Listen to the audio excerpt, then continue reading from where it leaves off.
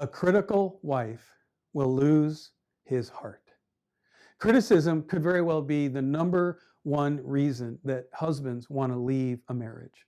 Criticism, a critical spirit, a spirit of contempt, anger, calling names, constantly belittling.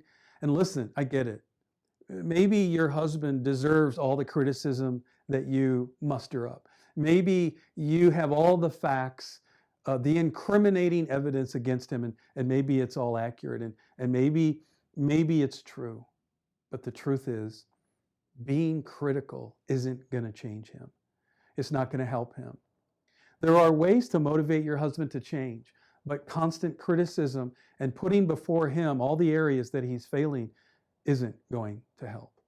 And in our process, we help thousands and thousands of women all over the world how to change their approach that actually motivates him not only to change, but to take one step closer to you.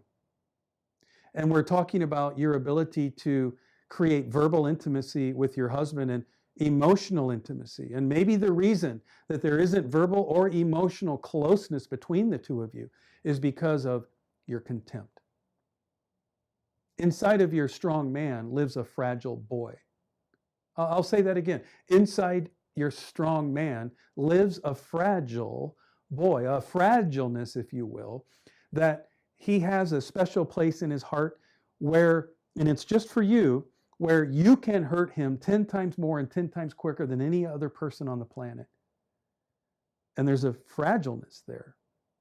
And the reason that it's there is because in all men, in most men, of all the people on the planet, your view of your husband affects him 10 times more than anybody else's view. And that fragile place is specially designed for you. And so your encouragement, your belief in him, your kindness, your appreciation, your respect, it lifts him up times 10. But your contempt crushes him times 10. And he might be able to handle contempt at work or contempt from family members or friends, but when it comes from you, his wife, it crushes him.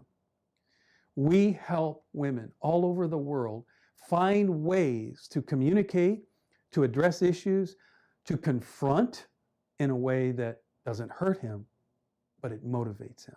It motivates him to change. It motivates him to become different, to take steps towards you, to become more of a godly man, more of a man of character, more of a man of being engaged.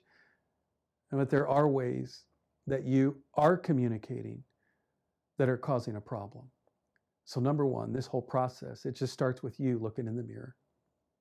Number two, we got to look at the elephant in the room for you. We got to find the elephant in the room in your heart, in what you're doing that's contributing. If you want to save your marriage and your husband has no interest, we can help you. But you have to look in the mirror. We got to find the elephant in the room. We got to remove it. And number three, you got to let us help you completely re-engineer how you're interacting with him, how you're communicating. That's what our process does. Hey, if you have interest, reach out to us. We'll talk to you soon.